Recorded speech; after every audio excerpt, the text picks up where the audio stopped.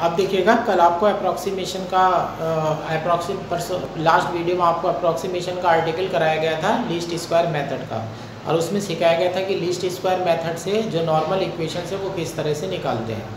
देखिएगा हमारे पास जो डेटा होता है वो दो तरह का डेटा होता है। एक तो डेटा होता है जो डिस्क्रीट डेटा है, जिसके लिए आर्टिकल किया गया था, डिस्क्रीट डेटा में समीशन का यूज़ करते हैं। दूसरा डेटा होता है कंटिन्यूस डेटा। कंटिन्यूस डेटा में क्या होता है, इंटीग्रेशन की आपको लिमिट मिलती है, फंक्शन मिलता है ना, ऑब्जर्वेशंस आपको नहीं मिलते। अगर आपका कंटिन्यूस डेटा है तो आपको फंक्शन मिलेगा और लिमिट मिलेगी, ठीक है ना। लेकिन करने का तरीका बिल्कुल उसी तरह से होता है जैसे कि आपने कल लास्ट वीडियो का आर्टिकल आपने देखा था, बिल्कुल उसी तरह से देखिएगा। अब यहाँ पर मैं आपको 3 क्वेश्चन जो है वो एक्सप्लेन करूँगा। एक क्वेश्चन को मैं 2 तरह से एक्सप्लेन करूँगा और फिर उसके अलावा मैं 2 क्वेश्चन करूँगा, ठीक है। और बाकी सारे एग्जाम्पलर क्वेश्चन आप सिंपली कर सकते हैं, किसी में भी कोई प्रॉब्लम आपको नहीं होगी। अब जरा आप मेथड सीख लीजिएगा। जो हमारा लास्ट वीडियो का आर्टिकल था उसे ही हम रिपीट करने जा रहे हैं। क्वेश्चन सामने लिखा हुआ है एग्जाम्पल नंबर 2, जरा इसका पहले मतलब समझिएगा। Obtain an approximation, approximate value निकालनी है in sense of principle of least square. जिस मेथड से आपको अप्रॉक्सीमेशन से नॉर्मल इक्वेशन निकाली गई थी वो प्रिंसिपल ऑफ लीस्ट स्क्वायर कहलाता है, क्योंकि उसमें आप एरर लेते हैं, एरर का स्क्वायर करते हैं और फिर उसको मिनिमाइज करने के लिए पार्शियल डेरिवेटिव को आप 0 रख देते हैं। In the form of polynomial of second degree, यानी कि जो आपको अप्रॉक्सीमेशन निकालना है वो अप्रॉक्सीमेशन जो है वो एक पॉलिनोमियल के रूप में होना चाहिए और वो पॉलिनोमियल जो है वो सेकंड डिग्री का होना चाहिए। फिर आगे लिखते हैं टू द फंक्शन, ये फंक्शन की वैल्यू है f(x) = 1/1 + x² है और क्लोज इंटरवल -1, देखिएगा फंक्शन कंटिन्यूस फंक्शन है ना, कंटिन्यूस फंक्शन है और इंटरवल दे रखा है आपका -1 से +1। एक आर्टिकल की तरह से आप करना शुरू करते हैं इसे, आंसर मांगिएगा। Let second degree polynomial is px = a0 + a1x + a2x², equation 1। Approximation जो निकालना है आपको, अप्रॉक्सीमेशन में सेकंड डिग्री का पॉलिनोमियल निकालना है।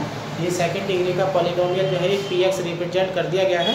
अब इसमें आपको क्या करना है, a0, a1 और a2 की वैल्यू ला करके यहाँ इक्वेशन नंबर 1 में वापस रखनी है और आंसर तैयार हो जाएगा। अब a0, a1 और a2 तीन वैल्यू आपको चाहिए, तो आपको तीन ही कंडीशन जो है वो अप्लाई करनी पड़ेगी। आप देखिएगा वैरन निकालने चलते हैं। ये आपका पॉलिनोमियल है, क्या है आपका, ये पॉलिनोमियल है, ये आपका पॉलिनोमियल है, ठीक। और ये ओरिजिनल फंक्शन है, तो ओरिजिनल फंक्शन से जो वैल्यू आएगी वो एक्चुअल आएगी, लेकिन पॉलिनोमियल से जो वैल्यू आएगी वो अप्रॉक्सीमेट आएगी। अगर आप दोनों का डिफरेंस लेते हैं तो वो आपका एरर कहलाएगा। क्या कहलाएगा, दोनों का एरर कहलाएगा। अब उस एरर का स्क्वायर कर दीजिएगा, यानी कि दोनों के डिफरेंस, यानी कि f(x) - px का होल स्क्वायर कर दीजिएगा। और डिस्क्रीट डेटा है तो समेशन लगता है, लेकिन उसके लिए आपको डायरेक्ट फार्मूला यूज़ करना है। लेकिन यहाँ कंटिन्यूस डेटा है फंक्शन, तो आप इंटीग्रेशन की लिमिट लगाइएगा -1 से +1। अब उसमें दो आपके पैरामीटर होंगे, एक a0, a1 और एक a2। तो ऐसे लिख लीजिएगा, define you function a0, a1, a2, ये तीन पैरामीटर हो गए। इंटीग्रेशन ले लीजिएगा -1 से +1 और आगे ले लीजिएगा f(x) - px का होल स्क्वायर और dx। तो कंटिन्यूस डेटा है, तरीका वही कराया गया है कि एरर दोनों का डिफरेंस लिया तो एरर बनी, उसका स्क्वायर करा। और अगर डिस्क्रीट डेटा होता है तो समेशन लग जाता है, लेकिन कंटिन्यूस डेटा है तो यहाँ इंटीग्रेशन लग जाएगा, लिमिट आ जाएगी। आप देखिएगा for minimum value, for minimum value of u की मिनिमम वैल्यू के लिए आप कंडीशन अप्लाई करना है। del u/del a0 = 0, del u/del a1 = 0, del u/del a2 = 0।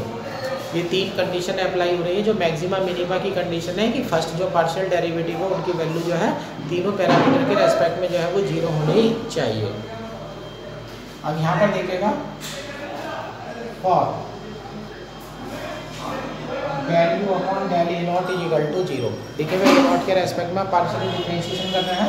अब इक्वेशन में यहाँ पर एक लाइन छूट गई है मेरे से, यहाँ पर एक लाइन और डाल देता हूँ मैं, इक्वल टू -1 to 1 हो जाएगा, एफ एक्स की वैल्यू हो जाएगी 1/1 प्लस एक्स स्क्वायर आ जाएगा, माइनस ए नॉट आ जाएगा, माइनस a1 एक्स आ जाएगा, माइनस a2 एक्स स्क्वायर और यहाँ डी एक्स आ जाएगा। अब देख लीजिएगा, जब नॉर्मल इक्वेशन बनानी लास्ट वीडियो में बताई थी, अब देखिएगा होता क्या है, यहाँ पर जब del u upon del a naught करेंगे तो यहाँ पर होल स्क्वायर भी है, तो पार्शली जब डिफरेंशिएशन करेंगे और इक्वल टू में 0 लेंगे तो ये -1 से 1 आ जाएगा, 2 आ जाएगा, 1/1 प्लस एक्स स्क्वायर हो जाएगा, minus A not minus a1 x minus a2 x square और ए नॉट से जब पार्शियल डिफरेंशिएशन होगा तो -1 dx इक्वल टू 0 हो जाएगा। अब ये माइनस का 1, अब नॉर्मल इक्वेशन बनाने में क्या होता है, जैसे ए नॉट के लिए पार्शियल डिफरेंशिएशन कर रहे हैं तो ए नॉट की कोफिशिएंट से मल्टीप्लाई करके सिग्मा लगा दीजिएगा डिस्क्रीट के लिए और इंटीग्रल कर दीजिएगा कंटिन्यूस के लिए, उससे आपकी 2-3 लाइन जो है वो बच जाती हैं। आप देखिएगा यहाँ से 2 हटा दीजिएगा और ये माइनस का 1 हटा दीजिएगा, आपका यहाँ से इंटीग्रेशन बन जाता है -1 to 1 dx upon 1 plus x square, यहाँ बन जाता है इंटीग्रेशन -1 से +1 a not plus a1 x plus a2 x square और dx। अब यहाँ देखिएगा इवन फंक्शन है तो 2 × 0 to 1 बन जाएगा और यहाँ हो जाएगा dx upon 1 plus x square, यहाँ प्रॉपर्टी लगा दीजिएगा to integration 0 to 1 a naught बचेगा, ये आपका ओड फंक्शन है 0 हो जाएगा और प्लस a2 एक्स स्क्वायर और dx। अब यहाँ 2 से 2 कैंसिल हो जाता है, इसका इंटीग्रेशन tan इनवर्स x होगा, tan inverse x, tan inverse 1 की वैल्यू π/4 हो जाएगी, tan इनवर्स 0 की वैल्यू 0 हो जाएगी, तो ये आपका π/4 हो गया, ये a नॉट आ गया, यहाँ a नॉट इंटीग्रेशन करके 1 आ जाएगा और प्लस यहाँ आ जाएगा a2/3, इक्वेशन नंबर 2 आ चुकी है। अब देखिएगा for del u upon del a1 equal to 0, अब इसे देखिएगा मैं डायरेक्ट लिखूंगा del u upon del a1, किसके रेस्पेक्ट में पार्शियली डिफरेंशिएशन कर रहे हैं, a1 के रेस्पेक्ट में, तो a1 का कोएफिशिएंट देख लीजिएगा, a1 का कोएफिशिएंट यहाँ पर क्या है x, तो आप क्या करिएगा इस इक्वेशन को ऐसा कैसे ही रिपीट कर दीजिएगा, 2 कट जाएगा, माइनस का 1 कट जाएगा, इस इक्वेशन को रिपीट कर दीजिएगा लेकिन इसमें x से मल्टीप्लाई करने के बाद। अब यहाँ देखिएगा कैसे लिखता हूँ मैं, ये -1 से 1 हो जाती है x dx upon 1 plus x square और ये हो जाता है -1 से 1, यहाँ हो जाता है a not x plus a1 x square plus a2 x³ dx। अब ये देखिएगा ऊपर x आ चुका है तो ये ओड फंक्शन है तो ये 0 हो जाएगा, इधर देखिएगा ये ओड फंक्शन है, देखिएगा यहाँ ओड फंक्शन है, यहाँ हो जाएगा 2a1 इंटीग्रेशन 0 से 1 और x² dx, इंटीग्रेशन करेंगे तो 1/3 आ जाएगा, तो यहाँ से a1 की वैल्यू 0 आ जाती है, तो यानी कि a1 की जो वैल्यू है वो 0 आ चुकी है, एक पैरामीटर आपका आ चुका है। आप देखिएगा for del u upon del a2 equal to 0। अब दोबारा नॉर्मल इक्वेशन डायरेक्ट लिखिएगा, बीच की 2 लाइन आप खा जाइएगा। अब a2 का कोएफिशिएंट देखिएगा, a2 का कोएफिशिएंट है x², इसी इक्वेशन को आप रिपीट करिएगा, पहली वाली को इस वाली को इक्वेशन को, लेकिन x² से मल्टीप्लाई करिएगा तो ये हो जाती है -1 से +1, ये हो जाएगी x² dx upon 1 plus x² हो जाएगा, -1 से 1 a नॉट के साथ x² आ जाएगा प्लस a1 के साथ x³ आ जाएगा प्लस a2 x⁴ और dx हो जाएगा। इवन फंक्शन है, ये हो जाता है 2 × 0 to 1 हो जाता है, सेकंड डिग्री नीचे है, सेकंड डिग्री ऊपर है, तो आप कर दीजिएगा 1 plus x² minus 1 upon 1 plus x² dx, 2 बाहर आ जाता है, लिमिट 0 to 1 हो जाती है और आगे बचता है a नॉट x² प्लस ये 0 हो जाता है और प्लस a2 x⁴ और dx। यहाँ देखिएगा 2 से 2 कैंसिल हो जाएगा, फर्स्ट टर्म में देखिएगा 1/x² से 1/x² कट के 1 आएगा, 1 का इंटीग्रेशन x होगा, लिमिट रखेंगे तो 1 आ जाएगा 1 माइनस, और यहाँ देखिएगा tan इनवर्स x बनेगा, tan इनवर्स 1 की वैल्यू π/4 बन जाएगी, ये आ जाता है 1 माइनस का π/4। अब यहाँ a नॉट के अकाउंट में 3 आ जाएगा और यहाँ a2 के अकाउंट में 5 आ जाएगा, ये इक्वेशन नंबर बन गई है 4। अब इक्वेशन नंबर 2 है, इक्वेशन नंबर 4 है, देखिएगा यहाँ भी A0 A2 है और यहाँ भी A0 A2 है। इक्वेशन नंबर 2 और 4 को आप सॉल्व कर लीजिएगा तो A1 की वैल्यू तो आपको 0 आ चुकी है पहले ही, A0 की वैल्यू आ जाएगी और A2 की वैल्यू आ जाएगी और उठा करके इक्वेशन नंबर 1 में डाल दीजिएगा। यानी कि सॉल्व इक्वेशन 2 एंड 3, इसे 3 कह देता हूँ। अब इक्वेशन नंबर 2 और 3 को सॉल्व कर लीजिएगा, आपको A0 आ जाएगा और A2 आ जाएगा, उनकी वैल्यू उठा करके आप वापस इक्वेशन नंबर 1 में डाल दीजिएगा और आपका जो अप्रॉक्सीमेट का सेकंड डिग्री का पॉलीनोमियल है वो आपको प्राप्त हो जाएगा। अब देखिएगा ये एग्जाम्पल नंबर 5 है। एग्जाम्पल नंबर 1 से लेकर के 1 से 1 2 3 जो है इंटीग्रेशन वाले हैं, 4 से आगे जो है वो अब डिस्क्रीट वाले हैं। देखिएगा यहाँ पर डेटा हमें मिला हुआ है, ठीक है ना। अब इस क्वेश्चन को आप मैं 2 तरीके से करके दिखाऊंगा। कैलकुलेटर आपके पास है, ठीक है। अब ये जो क्वेश्चन इस समय मैं सिखाने जा रहा हूँ, ये क्वेश्चन इस तरह से होते हैं जैसे 11वीं क्लास में बच्चे जो है स्टैंडर्ड डेविएशन वगैरह 11वीं 12th में निकालते हैं। उनके करने के 2 तरीके होते हैं। पहले एक्सरसाइज का तरीका अलग होता है, दूसरी का अलग होता है, फिर शॉर्टकट सिखा देते हैं, फिर माइनस कर देते हैं, लेकिन हर तरीके से जो रिजल्ट है वो एक ही आता है। मैं भी आपको जो है इस क्वेश्चन को 2 तरीके से करके दिखाने वाला हूँ, ठीक है ना। अब मैं से 2 तरीके से आपको क्वेश्चन करके दिखाने वाला हूँ। सबसे पहले तरीका वो है, कैलकुलेटर तो आपके पास है ही, आप सिंपली कैलकुलेशन जो है वो कर सकते हैं। सबसे पहले मैं बिना कोई स्केल बदले इस क्वेश्चन को मैं करने जा रहा हूँ। फर्स्ट मेथड, पहले तो ये देखिएगा आपके पास ऑब्जर्वेशन कितने हैं, 1 2 3 4 5 6 7। ये है आपके नंबर ऑफ ऑब्जर्वेशंस, n = 7। इन्हें n कह दीजिएगा, m कह दीजिएगा, k कह दीजिएगा, इससे कोई लेना देना नहीं है, क्योंकि क्या होगा 7 ऑब्जर्वेशन दिए गए हैं। जब आगे मैं समीशन लगाने जाऊंगा तो उस समीशन में मुझे कांस्टेंट को ऐड करना पड़ेगा। तो यहाँ पर मेरा डेटा जो है 7 बार 7 ऑब्जर्वेशन मुझे दिए गए हैं, तो कांस्टेंट में 7 से जो है मल्टीप्लाई हो जाएगी, बाकी इसका कोई रोल और नहीं है। आप देखिएगा यहाँ पर, आप देखिएगा क्या चाहिए आपको, fit A parabola of second degree. जो पैराबोला है सेकेंड डिग्री का एक पैराबोला बनाना है, यानी कि आपसे ये कहा जा रहा है कि जो डेटा हम आपको दे रहे हैं उसके लिए अगर पैराबोला बनाने के लिए कहा जाए तो अप्रॉक्सीमेट पैराबोला क्या होना चाहिए। आप ऐसे ले लीजिएगा, let parabola is y = a0 + a1 x + a2 x²। Equation number 1, ये y = मैं पैराबोला मान चुका हूँ, ठीक है ना। ये y = पैराबोला मान चुका हूँ। इसमें तुम्हें वैल्यू रखनी है a0 की, a1 की और a2, इनकी वैल्यू रखनी है। अब मैं लिखने जा रहा हूँ नॉर्मल इक्वेशंस आर। अब मैं नॉर्मल इक्वेशंस देखने जा रहा हूँ। अब देखिएगा 3 पैरामीटर हैं, a0 है, a1 है और a2 है। अब a0 का कोएफिशिएंट क्या है, 1, ठीक है ना। तो a0 का कोएफिशिएंट क्या है, 1 से मल्टीप्लाई करके सब में समीशन लगा दीजिएगा। तो यहाँ हो जाएगा समीशन बाई, यहाँ कांस्टेंट 7 बार जुड़ेगा तो 7 a0 हो जाएगा, यहाँ a1 समीशन x हो जाएगा, a2 summation x²। Equation number 2 हो गई है। अब आगे देखिएगा a1 का कोएफिशिएंट क्या है, x। क्या है a1 का कोएफिशिएंट, x। इस इक्वेशन में x से मल्टीप्लाई करेगा, समीशन लगा दीजिएगा। तो यानी कि summation x y = a0 summation x, a1 summation x² + a2 summation x3। Equation 3। अब यहाँ देखिएगा, फिर a2 का कोएफिशिएंट देखिएगा, a2 का कोएफिशिएंट x² है। इक्वेशन नंबर 1 में x² से मल्टीप्लाई करिएगा और समीशन लगा दीजिएगा। तो ये हो जाता है summation x² y = a0 summation x² + a1 summation x3 + a2 summation x²⁴। ये हो जाता है। यहाँ पर आपकी वैल्यू आ चुकी है। अब इन तीनों इक्वेशन को देख लीजिए और ये देख लीजिएगा समीशन किस चीज़ पर है। अब आप टेबल तैयार करने जा रहे हैं, अब आपके कैलकुलेटर का काम शुरू होता है। देखिएगा एक कॉलम मुझे x का चाहिए,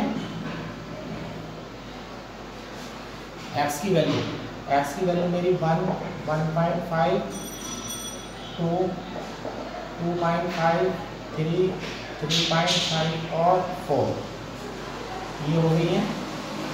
ये x का कॉलम हो गया और एक लास्ट कॉलम चाहिए मुझे टोटल का। अब ये टोटल करना जो है आपका काम होगा। x वाला कॉलम आ चुका है, एक कॉलम y का चाहिए। अब यहाँ पर जो x का कॉलम होगा ये वैल्यू आपकी समीशन x बनेगी। यहाँ y की वैल्यू है 1.1, 1.3, 1.6, 2.6, 2.7, 3.4, 4.1। अब इनका टोटल कर लीजिएगा। यहाँ पर जो वैल्यू आ जाएगी वो समीशन y की आ जाएगी। सही है, ये समीशन y की वैल्यू आ जाएगी। अब यहाँ से देख लीजिएगा x आ चुका है, y आ चुका है, ये समीशन आ गया, ये समीशन आ गया। सही है। अब देखिएगा ये मान लीजिएगा समीशन एक्स वाई लेते हैं, एक टेबल एक्स वाई की मल्टीप्लाई करके बनाइएगा। 1 की 1.1 से मल्टीप्लाई करेंगे तो 1.1 आ जाएगा, टेबल आ जाएगी। एक कॉलम तैयार करिएगा, ये आ जाएगा समीशन एक्स वाई। तो आपका देखिएगा ये समीशन एक्स वाई भी आ चुका है। अब ये समीशन एक्स आ चुका है, समीशन एक्स आ चुका है। अब देखिएगा जरूरत है मुझे समीशन एक्स स्क्वायर की। एक कॉलम आप एक्स स्क्वायर का बनाइएगा, एक्स की वैल्यू देख लीजिएगा, 1 का स्क्वायर 1 हो जाएगा, ये हो जाएगा 2.25, ये 4 हो जाएगा, ये हो जाएगा 6.25 और ये 9 हो जाएगा। इसी तरह से आप टेबल बना लीजिएगा।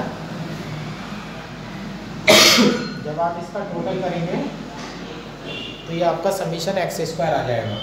आप देखिएगा समीशन एक्स स्क्वायर आ चुका है और यहाँ भी समीशन एक्स स्क्वायर आ चुका है। सही है। अब देखिएगा यहाँ चाहिए मुझे summation x square Y.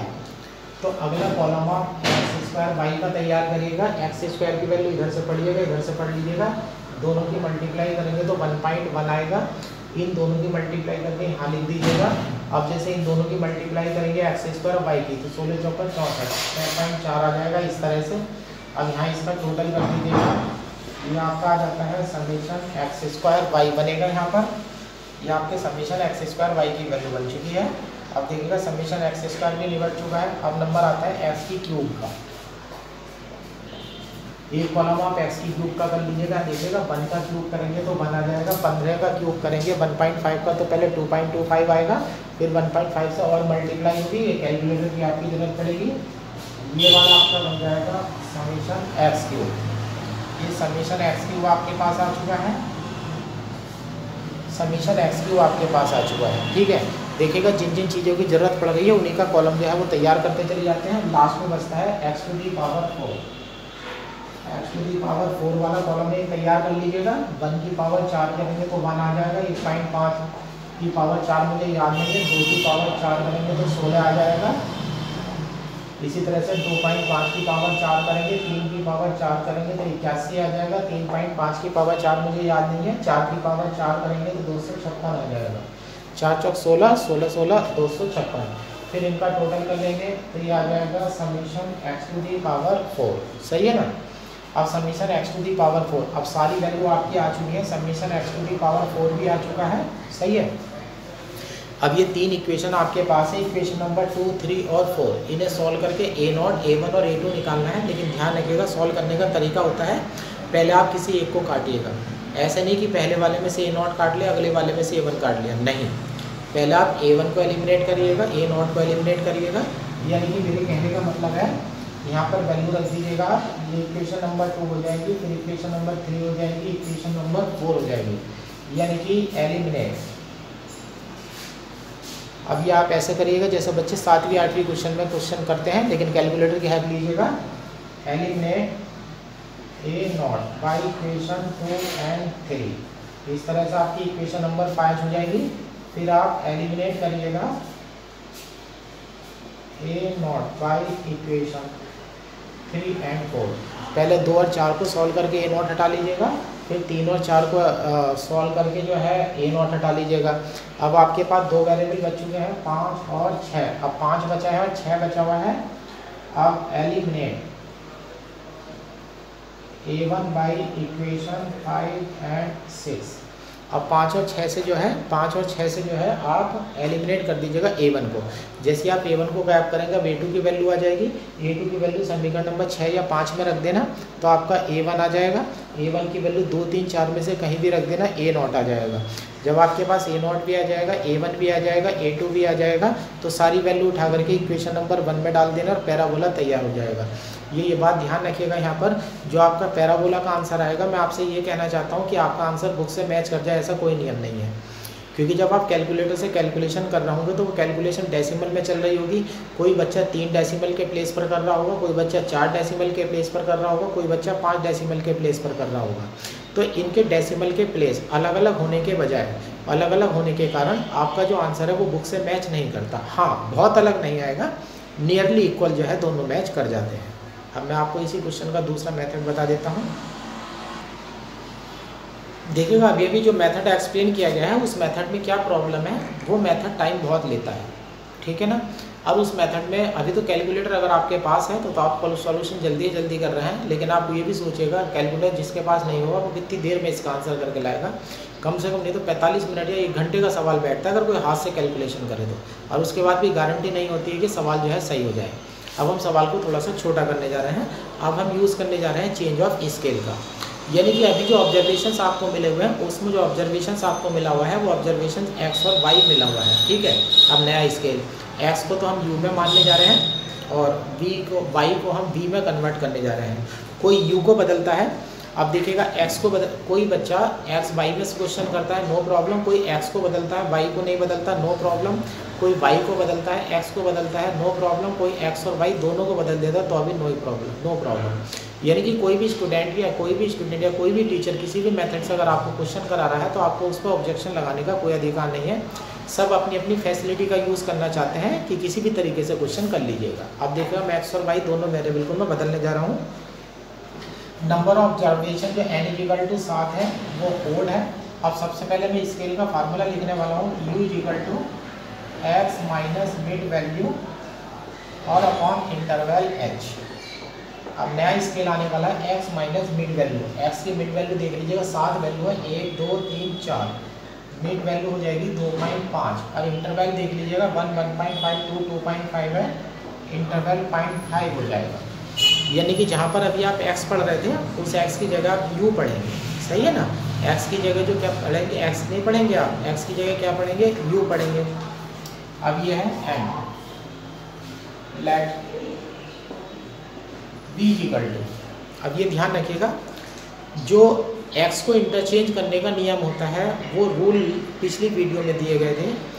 x को इंटरचेंज करने का रूल होता है, y को इंटरचेंज करने का कोई रूल नहीं है। जिस बच्चे की जो मर्जी है वो प्लस कर दो माइनस कर दो, गारंटी मेरी है, आंसर पर कोई फर्क नहीं पड़ेगा, ठीक है ना। लेकिन ये स्केल चेंज क्यों करा जाता है, स्केल चेंज करने का कारण है नंबर को छोटा करना। और जब आपके पास ऑब्जर्वेशन दिए गए हैं तो ये ऑब्जर्वेशन यहाँ से यहाँ तक फैले हुए हैं। जैसे x की वैल्यू देखिएगा 1 से लेकर के 4 तक जा रही है और y की वैल्यू देखिएगा 1.5 से लेकर के 4.1 तक जा रही है। तो इनका उद्देश्य आखिरकार है क्या, इनका उद्देश्य ये है कि बीच में जाकर के अगर हमारा 0 बन जाता है तो कुछ वैल्यू हमारी माइनस की आ जाती है और कुछ वैल्यू हमारी आगे की प्लस की आ जाती है। तो जब उनका सम करते हैं तो वैल्यू बड़ी नहीं आती, वो छोटी वैल्यू हो जाती है, सही है ना। अब v का स्केल करने वाले हैं, v में y माइनस, v का y माइनस कर लीजिएगा। अब यहाँ से इतनी सारी वैल्यू पड़ी हुई है, सही है, इन वैल्यू में से किसी भी वैल्यू को आप माइनस कर दीजिएगा। ध्यान रखिएगा v की वैल्यू y के स्केल चेंज के लिए कोई रूल नहीं होता है। और टेबल में जितनी भी वैल्यू लिखी हुई है y में से किसी भी वैल्यू को आप माइनस कर लीजिएगा, उस पर कोई फर्क नहीं पड़ेगा। अब देखिएगा y = मान लीजिएगा ये ले लेते हैं 2.7 ले लेते हैं। अब 2.7 अब हमारा हो जाएगा लेट पैराबोला एज। अब ध्यान से देखिएगा जो पैराबोला है अब x और y में नहीं लिखा जाएगा, क्योंकि x का काम तो u कर रहा है और जो y का काम है वो v कर रहा है। अब पैराबोला आप ऐसे लिखेंगे y = a0 plus a1u plus a2u²। गलत लिखा दिया है मैंने, y की जगह आप v लिखेंगे। ये इक्वेशन नंबर 1 हो गई। यहाँ पर वैल्यू आपको ला करके रखनी है नॉर्मल इक्वेशन, और नॉर्मल इक्वेशन को आप उसी तरह से लिखिएगा जैसे कि अभी पीछे बताई गई थी। बस x की जगह u पढ़ लीजिएगा और y की जगह v पढ़ लीजिएगा। तो देखिएगा a0 का कोएफिशिएंट 1 है तो ये जाएगा summation v saving a0 plus a1 summation u plus a2 summation u²। a1 का कोएफिशिएंट u है तो यहाँ हो जाएगा summation u = a0 summation u plus a1 summation u² plus a2 summation u2। अब यहाँ देखिएगा कोएफिशिएंट यू स्क्वायर पड़ा हुआ है, मल्टीप्लाई करके ऐड करिएगा summation u square v is equal to a naught summation u square plus a one summation u cube plus a two summation u to the power 4। अब आप देखेंगे कि जैसे वीडियो के भी पिछले वाले भाग में बताया गया था, जिस तरह से आपकी एक्स और वाई के लिए नॉर्मल इक्वेशन आ रही थी, वैसे ही नॉर्मल इक्वेशन एक्स और वाई की आ रही है, एक्स और वाई यू और बी के लिए भी आ रही है। लेकिन अब देखिएगा इसका फ़ायदा क्या होगा, फ़ायदा भी टेबल बनने पर दिखाई देगा आपको। एक कॉलम आपका बढ़ जाएगा, एक कॉलम तो आपको एक्स का चाहिए, एक्स इज इक्वल टू है 1, 1.5, 2, 2.5, 3, 3.5 और 4, ये एक्स का कॉलम है। एक कॉलम आपका वाई का है 1.1, 1.3, 1.6, 2.6, 2.7, 3.4 और यहाँ हो जाता है 4.1। मुझे एक्स और वाई मेरे क्वेश्चन में अब नहीं है तो मुझे ये नहीं चाहिए, यहाँ पर लिख देता हूँ मैं टोटल।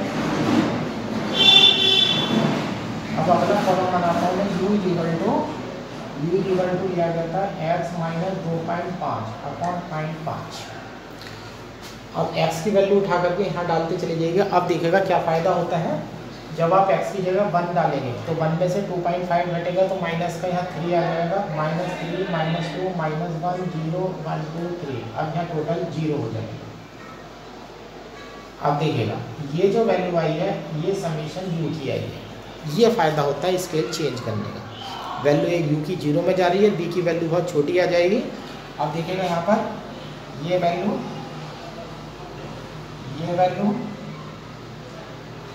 ये दो वैल्यू समीशन यू की जो दो जगह रखी जाएगी, 0 आ चुका है तो पता क्या है, कोएफिशिएंट अगर 0 हो जाता है तो इक्वेशन सॉल्व करने में आसानी हो जाती है। अब यू आ जाएगा, बी इक्वल टू आपका कॉलम है y माइनस 22.7।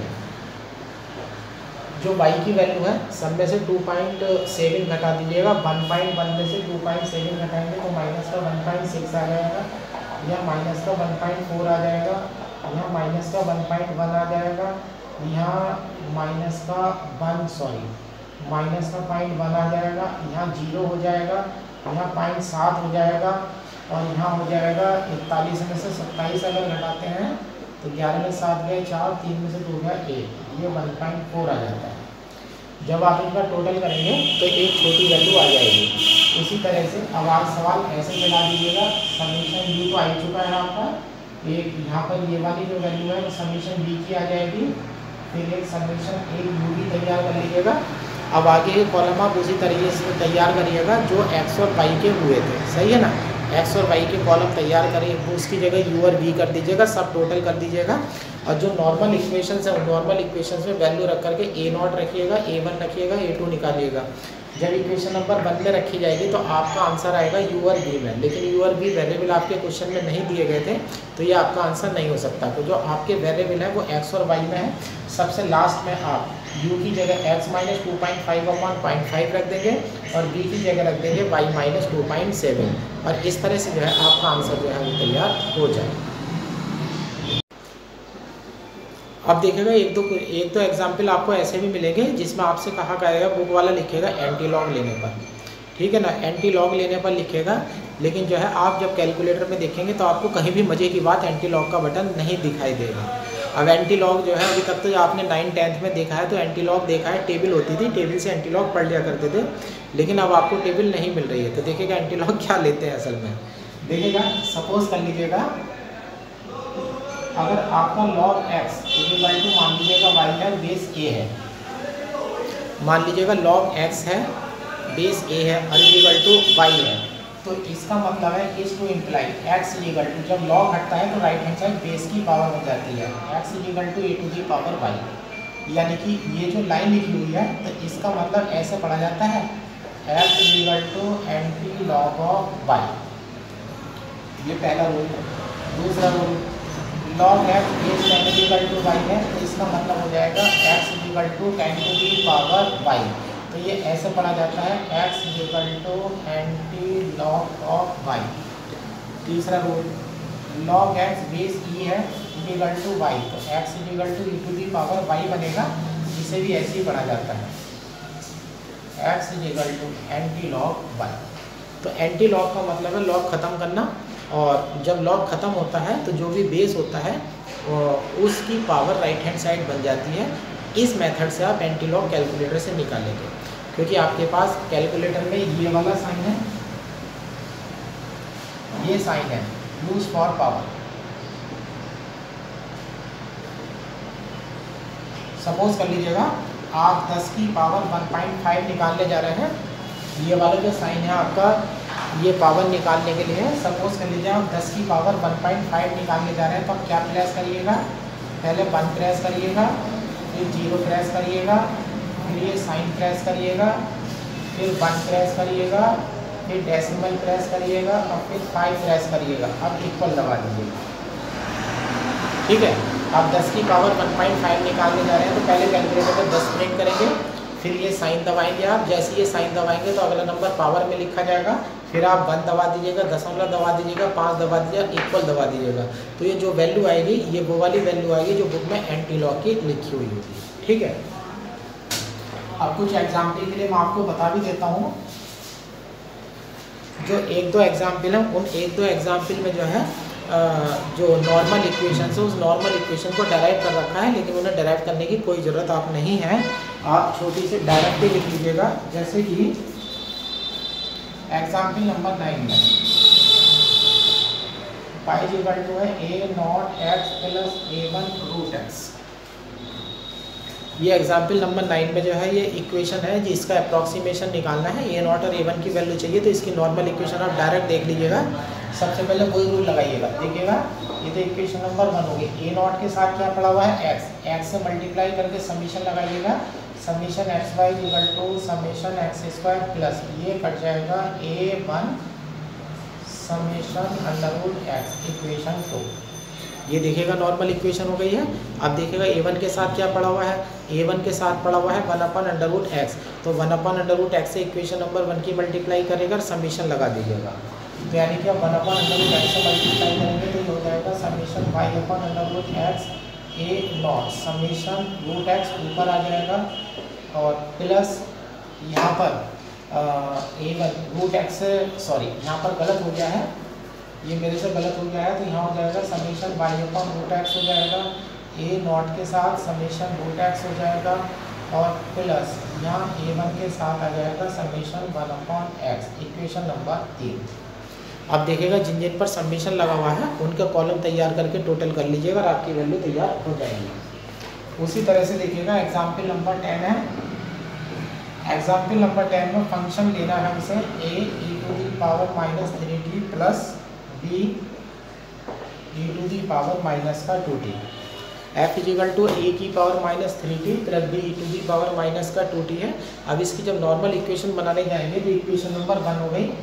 अब यहाँ देखिएगा a का कोएफिशिएंट e⁻³ है, मल्टीप्लाई करके समीशन लीजिएगा, summation f e⁻³ a summation e⁻⁻6t plus b summation e⁻⁻5t।